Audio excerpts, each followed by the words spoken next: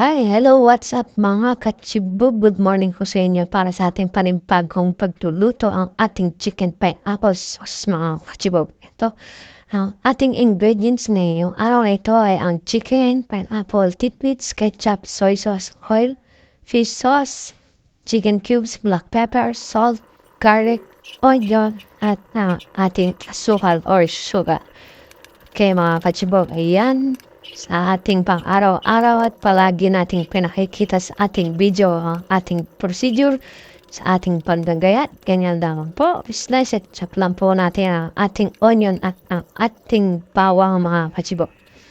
Ayan, gayatin muna natin ang ating chicken ng maliliit. Lagi po natin yan tatandaan na ang paggagayat ng manok ay katamtamang laki lamang para mas mabilis siyang maluto at mas okay siya sa ating paningin pagka tayo mape-plating na mga kachibog. Okay? Yan, ganyan lang po kaliliit para mas mabilis talaga siyang maluto mga kachibog. Okay? Yan, hugasan na rin po natin yan. Yan lang po ang ating kawali. At ganyan lamang po ganyan katamtamang fire lang ang ating apoy mga kachibog. Okay, yan, lagyan na natin siya ng mantika at ang ating palaging ginagawa ang ating black pepper muna ang ating igigisa bago ang sibuyas at bawang. Okay mga kachibog, kita niyo naman sa ating video ngayon. Ayan, nagigisa-gisa mo lang muna, halu-haluin ang ating bawang at sibuyas. Ngayon, ilagay na natin ang ating manok para sa ating paggigisa. Ayan, gisa niya lang muna siyang mabuti hanggang sa maluto muna siya ng konti. At para naman maging ayos ang ating pagigisa. Ayan, pinakita ko po sa inyo ang ating patis. Okay, mga kachibog. Ayan. Okay.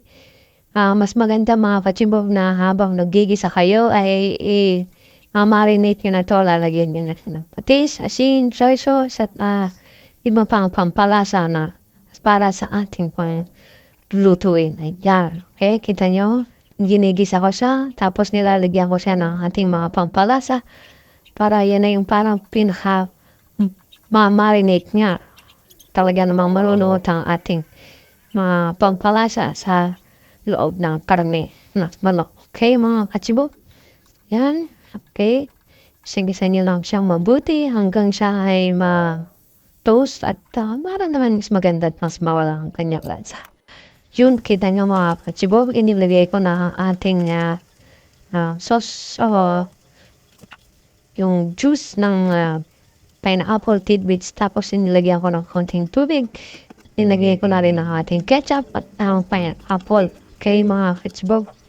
Ayan, haluin nyo na siya hanggang sa kumulo at maluto siya. Ayan, lagyan po siya ng konti pang tubig. Para naman hindi siya matuyo at hindi masunog ang ating ating niluluto. Okay mga kachibog, ayan, kita niyo naman. Ayan, halu-haluin niyo lang po ng mabuti para magpantay ang ating pagluluto. Ayan, tignan nyo kung okay na sa inyo ang lasa ng tamis, itong alad, itong konting asim ng ating niluluto dahil po yung pineapple to. Kumbaga, para kayo nagluluto lang na sweet and sour or chicken sweet and sour or pwede rin sa pork. Kaya mga kachibog, kaya na. Plating na po natin ang ating chicken pineapple sauce. Napakadali rin yung mga kachibog. Kita niyo naman, napakasimple lang na lutuin, napakabilis, napakadali. Kayang-kaya po na kahit na sino. Konting recipe lang, konting hikado lang. Makakatikim na kayo ng ganitong ulam, ang masa. At talaga namang magugustuhan ng inyong buong pamilya. Okay, mga kachibog? Kita nyo?